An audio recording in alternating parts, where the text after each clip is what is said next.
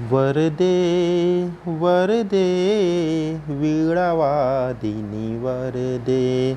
नमस्कार, जय हिंद, वंदे मातरम। प्यारे साथियों, एम गुरुकुल पर मैं अंकित आप सभी साथियों का हार्दिक स्वागत करता हूं, हार्दिक अभिनंदन करता हूं। कैसे हैं आप सभी? उम्मीद करता हूं कि आप सभी बहुत ही स्वस्थ होंगे और अपनी पढ़ाई को बहुत ही बेहतरीन ढंग से कर रहे होंगे। और इसी के बीच एक और पेपर आपका लीक हुआ, वह आपका यूजीसी नेट का पेपर। और हमें उम्मीद है कि बहुत जल्दी ही सरकार इस विषय पर गंभीर होगी और कोई ऐसा एक ठोस नियम कानून बनाएगी जिसमें पेपर लीक जैसी घटना रोकी जा सके। तो साथियों, आज हम लोग इस वीडियो के माध्यम से मिडाइवल हिस्ट्री, आपके मध्यकालीन इतिहास के वेरी मोस्ट इंपॉर्टेंट क्वेश्चंस जो हैं, हम लोग उनको देखने का प्रयास करेंगे। तो आइए माँ शारदा का स्मरण करते हुए हम लोग अपनी आज की वीडियो का शुभारंभ करें। और अपनी आज की वीडियो का पहला प्रश्न जो आपकी स्क्रीन पर है वह देखिए, बहुत ही प्यारा सा एक क्वेश्चन आपकी स्क्रीन पर कह रहा, मोहम्मद गोरी ने किस युद्ध में जयचंद्र को हराया था? ठीक है, बहुत ही आसान क्वेश्चन है। मोहम्मद गोरी ने किस युद्ध में जयचंद्र को हराया था? पहला तराइन का प्रथम युद्ध, दूसरा तराइन का दूसरा युद्ध, तीसरा चंदावर का युद्ध और चौथा कन्नौज का युद्ध। तो आपको बताना मोहम्मद गोरी ने किस युद्ध में जयचंद्र को हराया था। ठीक है, तो देखिए, जो इसका करेक्ट आंसर बन जाएगा वह बन जाएगा आपका चंदावर का युद्ध। कौन सा बन जाएगा? चंदावर का युद्ध बन जाएगा। ऑप्शन नंबर आपका तीसरा सही हो जाएगा। कौन सही हो जाएगा? ऑप्शन नंबर आपका तीसरा सही हो जाएगा, चंदावर का युद्ध। और चंदावर का युद्ध कब हुआ था? तो चंदावर का युद्ध आपका हुआ था 1194 में। कब हुआ था ये? 1194 में आपका चंदावर का युद्ध हुआ था। ठीक है, देखिए, मोहम्मद गोरी और जयचंद्र में जो युद्ध हुआ था वो चंदावर का युद्ध हुआ था। बाकी अगर तराइन का पहला और दूसरा युद्ध देखा जाए तो तराइन का पहला युद्ध होता है आपका 1191 में। कब होता है? 1191 में मोहम्मद गोरी और पृथ्वीराज चौहान के बीच में। किसके बीच में होता है? मोहम्मद गोरी और पृथ्वीराज चौहान के बीच में होता है पहला युद्ध।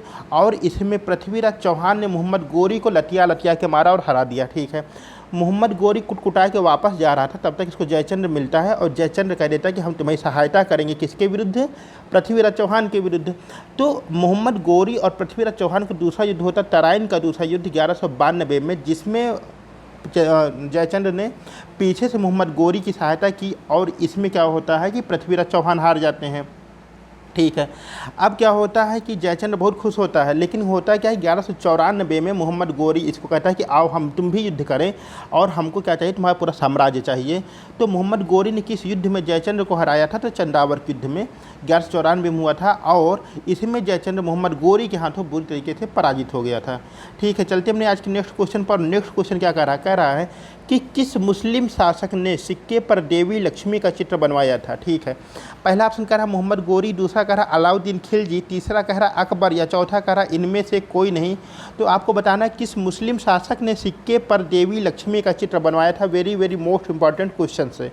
तो देखिए, पहला ऑप्शन है आपका मोहम्मद गोरी, दूसरा है अलाउद्दीन खिलजी, तीसरा है अकबर और चौथा इनमें से कोई नहीं। तो इसका जो करेक्ट आंसर बन जाएगा वह बन जाएगा मोहम्मद गोरी। क्या? मोहम्मद गोरी। मोहम्मद गोरी ने अपने सिक्कों पर माँ लक्ष्मी का चित्र बनवाया था।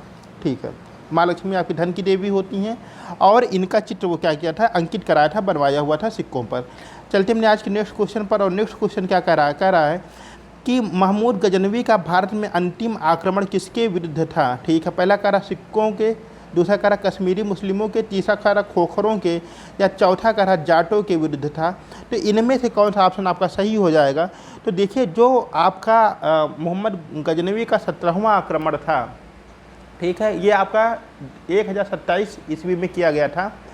यह था आपके जाटों के विरुद्ध। किसके विरुद्ध था ये? जाटों के विरुद्ध था, क्योंकि जब 16वीं बार आक्रमण करता है ये 1025 में आपके सोमनाथ मंदिर पर, तो वहाँ से जो सोना चांदी लूट कर ले जा रहा था, तो रास्ते में जाट इसी को क्या करते, बहुत तंग कर रहे थे और कई बार इनसे युद्ध करने की कोशिश कर रहे थे जाट।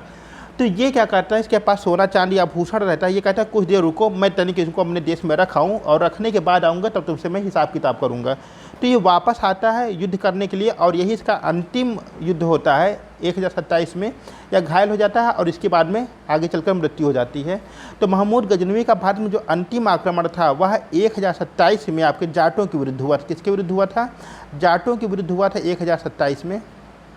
ठीक है, चलते हमने आज के नेक्स्ट क्वेश्चन पर। और अगला क्वेश्चन आपकी स्क्रीन पर है कि लाख बख्श के नाम से किसे जाना जाता है? पहला इल्तुतमिश, दूसरा है बलबंत, तीसरा मोहम्मद बिन तुगलक या चौथा है आपका ऐबक। तो लाख बख्श के नाम से किसे जाना जाता है? तो इनमें से एक शासक अपनी उदारता के लिए क्या होता है? प्रसिद्ध होता है। और कहा जाता है कि जब दान देता है तो ये लाखों का दान दे देता है, ठीक है। इसका दूसरा नाम होता है पील बख्श, यह हाथी तक का दान दे देता है। इनमें से ऐसा शासक कौन सा है? और इनको जो है कौन शासक था? तो इसका नाम था आपका, क्या नाम था इसका? इसका नाम था आपका ऑप्शन नंबर चौथा ऐबक। कौन था ये? ऐबक था, कुतुबुद्दीन ऐबक। यह अपनी उदारता के लिए जाना जाता था। कुतुबुद्दीन ऐबक आपके गुलाम वंश का शासक था, ठीक है। चलते हमने आज के नेक्स्ट क्वेश्चन पर। और आज का नेक्स्ट क्वेश्चन क्या कह रहा है? कह रहा है कि दिल्ली सल्तनत की पहली महिला शासिका कौन थी? पहली शाह तुर्कान, दूसरी रजिया सुल्ताना, तीसरी है नूरजहाँ या चौथा है बलबन। तो दिल्ली सल्तनत की पहली महिला शासिका कौन सी थी वह आपको बताना है। तो देखिए, जब कुतुबुद्दीन ऐबक की मृत्यु हो जाती है 1210 में चौगान खेलते समय घोड़े से गिर करके, उसके बाद इल्तुतमिश शासक बनता है। और इल्तुतमिश की बेटी का नाम था रजिया सुल्ताना और बेटे का नाम था रुकनुद्दीन। लेकिन इसका बेटा जो था वो पगलेट किस्म का था, बकलोल टाइप का आदमी था। तो इसकी पत्नी का नाम रहता शाह तुर्कान। तो ये क्या करती, शाह तुर्कान सोचती कि इसका बेटा राजा बन जाए और वह शासन करे, और पीछे से छत्रछाया किसकी रहेगी? शाह तुर्कान की। और इल्तुतमिश कहता है कि शासिका कौन बनेगी? रजिया सुल्ताना, ठीक है। उसकी मृत्यु के बाद क्या होता है? कंट्रोवर्सी होती है। और उसके दरबार के लोग, क्योंकि एक महिला को शासिका कैसे रख सकते हैं बड़े बड़े दाढ़ी वाले लोग, ठीक, लाहौल बिला कुबत, इनके लिए शर्म की भी बात थी। तो इस आधार पर लोग नहीं चाहते थे कि रजिया सुल्ताना शासिका बने। लेकिन बाद में क्या होता है, शाह तुर्कान एक दुष्ट महिला थी, इससे परेशान होकर प्रजा ने रजिया सुल्ताना का साथ दिया। और जो पहली महिला शासिका बनी वह बनी आपकी रजिया सुल्ताना। कौन बना? रजिया सुल्ताना बनी। और रुकनुद्दीन को सत्ता से बाहर किया गया। तो जो दिल्ली सल्तनत की पहली महिला शासिका बनी थी उसका नाम था रजिया सुल्ताना। इस तरह से यह क्वेश्चन आपका क्लियर हो गया। बहुत बढ़िया क्वेश्चन था ये। चलते हमने आज के नेक्स्ट क्वेश्चन पर। नेक्स्ट क्वेश्चन क्या कह रहा है? कह रहा है कि सिपाह सलार की उपाधि किस शासक ने ग्रहण की? पहला मोहम्मद गोरी, दूसरा ऐबक, तीसरा इल्तुतमिश या चौथा बलबन। तो आपको बताना सिपाह सलार की उपाधि किस शासक ने ग्रहण की। तो देखिए, इसमें क्या होता है कि जो कुतुबुद्दीन ऐबक था, कौन? कुतुबुद्दीन ऐबक या महमूद गजनवी का गुलाम होता है और उसकी मृत्यु के बाद यह शासक बनता है। यह क्या करता है? कभी भी सुल्तान का पद ग्रहण नहीं करता है। और ताउम्र सिपा सलार और दूसरी उपाधि इसकी होती है मलिक। इन्हीं दोनों उपाधियों के साथ यह जब तक जीवन था इसका तब तक शासन करता है। कभी भी अपने आप को यह शासक नहीं मानता है। तो सिपा सलार की उपाधि किसके द्वारा ग्रहण की गई थी? तो वह ग्रहण की गई थी ऐबक के द्वारा, ठीक है। चलते हमने आज के नेक्स्ट क्वेश्चन पर। और नेक्स्ट क्वेश्चन क्या कह रहा है? कह रहा है कि रक्त और लोहे की नीति किस शासक ने अपनाई थी? पहला इल्तुतमिश, दूसरा बलबन, तीसरा है फिरोज शाह खिलजी या चौथा फिरोज शाह तुगलक, ठीक है। तो रक्त और लोहे की नीति किस शासक ने अपनाई थी, यह बात आपको बताना है। बहुत बढ़िया क्वेश्चन है। तो देखिए, इसमें क्या होता है, इसमें एक शासक का नाम होता है बलबन। क्या नाम होता है? बलबन। और बलबन जो होता है यह गुलाम था ही, क्यों? गुलाम वंश से है ही है ये। तो इसमें जो है ये इल्तुतमिश का जो गुलाम होता है वह होता है बलबन। आपका कौन होता है? बलबन। और बलबन हमेशा ही उपेक्षाओं का शिकार होता रहता है, ठीक है।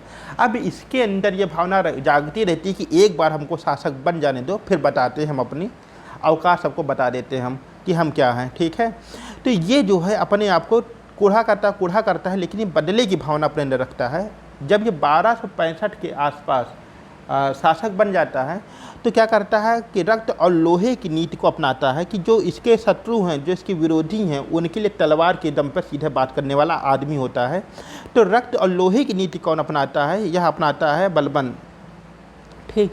चलते हमने आगे आज के अगले क्वेश्चन पर। तो रहने वाली महलों की मैं एक तस्वीर तुर्बत की, ठीक है। चलते हैं अपने आज के अगले क्वेश्चन पर। अगला क्वेश्चन क्या कर रहा है कि प्रसिद्ध नवरोज उत्सव किस धर्म से बलबन ने ग्रहण किया था, ठीक। तो देखिए, जब बलबन का शासनकाल होता है तो सबसे पहले क्या करता है? रक्त और लोहे की नीति अपनाता है। बहुत बढ़िया। दूसरी बात, सजदा और पबोस की पद्धति अपनाता है कि हमारे दरबार में जो भी मिलने आएगा वो घुटने टेक कर पहले क्या करेगा? बैठेगा और लेट करके हमारे पैर को चूमेगा। तो क्या होता है, वह सजदा और पबोस की पद्धति और प्रसिद्ध नवरोज, अच्छा एक नवरोज उत्सव था, इसने भी ग्रहण कर लिया था, बलबन ने अपने दरबार में लागू करा दिया था। तो पूछ रहा है कि बलबन ने किस धर्म से इसे स्वीकार किया था, अपनाया था। पहला बौद्ध धर्म, दूसरा जैन धर्म, तीसरा फारसी या चौथा इस्लाम धर्म। तो किस धर्म का प्रसिद्ध उत्सव आपका नवरोज त्यौहार रहता है, जिसे बाद में बलबन ने ग्रहण कर लिया था। और इसी के साथ ही साथियों, चैनल पर यदि आप लोग नए हैं, चैनल सब्सक्राइब अवश्य करिए और अपने सुझाव हमें कमेंट बॉक्स में अवश्य बताएं। प्रसिद्ध नवरोज उत्सव किस धर्म से बलबन ने ग्रहण किया था, तो वह हो जाएगा फारसी धर्म से। किस धर्म से? फारसी धर्म से ग्रहण किया था। इस तरह से आपका ऑप्शन नंबर तीसरा हो जाएगा करेक्ट जवाब। चलते हमने आज के नेक्स्ट क्वेश्चन पर, और आज का अगला क्वेश्चन क्या कह रहा है कि बलबन ने किसकी उपाधि ग्रहण की थी। पहला तूतीय हिंद, दूसरा कैसरे हिंद, तीसरा जिल्ले इलाही या चौथा है दीन ए इलाही। ठीक, तो बताना है कि बलबन ने किसकी उपाधि ग्रहण की थी। तो देखिए बलबन क्या करता है, सिजदा पबोस की पद्धति बहुत बढ़िया, रक्त और लोहे की नीति बहुत बढ़िया, और इसी के साथ ही साथ क्या किया था, नवरोज उत्सव अपने राज्य में चलवाया था। अच्छा, उसका ये उपाधि किसकी ली थी, तो यह कहता था कि जो शासक होता है वह ईश्वर का प्रतिनिधि होता है, वह अल्लाह का पैगंबर होता है। तो यह अपने आप को जिल्ले इलाही कहता था। क्या कहता था? जिल्ले इलाही की यह उपाधि लिया था। क्या उपाधि लिया था? जिल्ले इलाही की उपाधि लिया था। तो बलबन ने किसकी उपाधि ग्रहण की थी, तो आपका सही हो जाएगा जिल्ले इलाही की उपाधि ग्रहण की थी। बहुत बढ़िया। चलते हमने आज के नेक्स्ट क्वेश्चन पर, और आज का अगला क्वेश्चन क्या कह रहा है, कह रहा है कि गुलामों का गुलाम किसे कहा जाता है। पहला ऑप्शन मोहम्मद गोरी, दूसरा कुतुबुद्दीन ऐबक, तीसरा बलबन या चौथा ऑप्शन आपका इल्तुतमिश। तो आपको बताना है गुलामों का गुलाम किसे कहा जाता है। ठीक है, तो देखिए इसके पीछे क्या कॉन्सेप्ट है उसको समझिए। देखिए ये जो आपका वंश है, यह गुलाम वंश के नाम से, दिल्ली सल्तनत का जो पहला वंश चलता है वो आपको गुलाम वंश के नाम से चलता है। ठीक है, तो देखिए इसमें क्या था कि मोहम्मद गोरी का जो गुलाम था वह कौन था, कुतुबुद्दीन ऐबक। कौन था? कुतुबुद्दीन ऐबक। किसका गुलाम था? मोहम्मद गोरी का। और कुतुबुद्दीन ऐबक का जो गुलाम था वो कौन था? इल्तुतमिश था। तो इल्तुतमिश को क्या कहा जाता था? गुलामों का गुलाम। किसका गुलाम कहा जाता था? गुलामों का गुलाम कहा जाता था। इस तरह से आपका करेक्ट आंसर हो जाएगा। गुलामों का गुलाम किसे कहा जाता है, तो आपका जवाब हो जाएगा इल्तुतमिश को कहा जाता है। बहुत बढ़िया। चलते हमने आज के नेक्स्ट क्वेश्चन पर, और अगला क्वेश्चन आपकी स्क्रीन पर प्यारा सा क्वेश्चन ये है कि भारत पर पहला सफल आक्रमण किसके नेतृत्व में हुआ। पहला मोहम्मद गोरी, दूसरा कुतुबुद्दीन ऐबक, तीसरा है बलबन या चौथा है आपका इल्तुतमिश। ये क्या हुआ? तो भारत में पहला सफल आक्रमण किसके नेतृत्व में हुआ, यह क्वेश्चन आपका कह रहा है। तो यहाँ पर थोड़ा सुधार दीजिएगा। ठीक, ये गलत हो गया है टाइपिंग में। यहाँ पर एक जगह होना चाहिए था मोहम्मद बिन कासिम। क्या होना चाहिए था? मोहम्मद बिन कासिम। ठीक, तो भारत में पहला सफल आक्रमण जो होता है वह होता है मोहम्मद बिन कासिम के नेतृत्व में। किसके नेतृत्व में होता है? मोहम्मद बिन कासिम के नेतृत्व में होता है। और कब होता है? 712 ईस्वी में। कब होता है? 712 ईस्वी में हो जाता है। अच्छा, सफल आक्रमण की बात करेगा 712 ईस्वी में, और जबकि अगर पहले आक्रमण की बात करेगा तो पहला आक्रमण होता है 711 में उबैदुल्लाह के नेतृत्व में, लेकिन उबैदुल्लाह यहाँ से कुटकुटा के वापस चला जाता है हार करके, और सफल आक्रमण होता है 712 में मोहम्मद बिन कासिम के नेतृत्व में। तो यह जानने की हमको ज़रूरत है कि पहला जो सफल आक्रमण हुआ था अरबों का, वह जो है मोहम्मद बिन कासिम के नेतृत्व में हुआ था। चलते हमने आज के नेक्स्ट क्वेश्चन पर, और आज का नेक्स्ट क्वेश्चन क्या कह रहा है, कह रहा है कि राय पिथौरा किसे कहा जाता है। ठीक है, पहला है राजा दाहिर, दूसरा है पृथ्वीराज चौहान, तीसरा जयचंद या चौथा चंद बरदाई। ठीक, तो राय पिथौरा उपनाम किसका था, यह आपको बताना है। तू रहने वाली महलों की, मैं एक तस्वीर कुर्बत की। राय पिथौरा किसे कहा जाता है? पहला राजा दाहिर, दूसरा पृथ्वीराज चौहान, तीसरा जयचंद या चौथा चंदबरदाई। ठीक, तो राय पिथौरा की जो उपनाम दिया जाता है यह आपके पृथ्वीराज चौहान को दिया जाता है, जिन्हें पृथ्वीराज तृतीय के भी नाम से जानते हैं।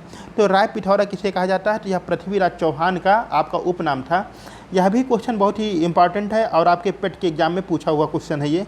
चलते हमने आज के नेक्स्ट क्वेश्चन पर, और नेक्स्ट क्वेश्चन क्या कह रहा है, कह रहा है कि गुलाम वंश के किस शासक ने राजधानी दिल्ली बनाई। ठीक है, कि गुलाम वंश किस शासक ने राजधानी लाहौर से दिल्ली बनाई थी। ठीक है, पहला मोहम्मद गोरी, दूसरा ऐबक, तीसरा इल्तुतमिश या चौथा है रजिया सुल्तान। तो पहला शासक कौन था जिसने राजधानी लाहौर से दिल्ली बनाई? अगर इसके हम लोग नाम की चर्चा करें तो यह क्या हो जाएगा, आपके इल्तुतमिश के रूप में देखने को मिलता है। कौन होता है वह? इल्तुतमिश के रूप में देखने को मिलता है, जिसने राजधानी लाहौर से कहाँ लाई थी? जिसने राजधानी लाहौर से दिल्ली स्थानांतरित की थी, और दिल्ली लाहौर टू दिल्ली। ठीक है, चलते हमने आज के नेक्स्ट क्वेश्चन पर। और नेक्स्ट क्वेश्चन क्या है? अरे आज तो क्वेश्चन घोटाला हो गया। कोई बात नहीं, मिलते हैं अपनी अगली वीडियो में। तब तक के लिए जय हिंद और अपना ख्याल रखिएगा। चैनल पर नए हैं, चैनल को सब्सक्राइब अवश्य करिएगा।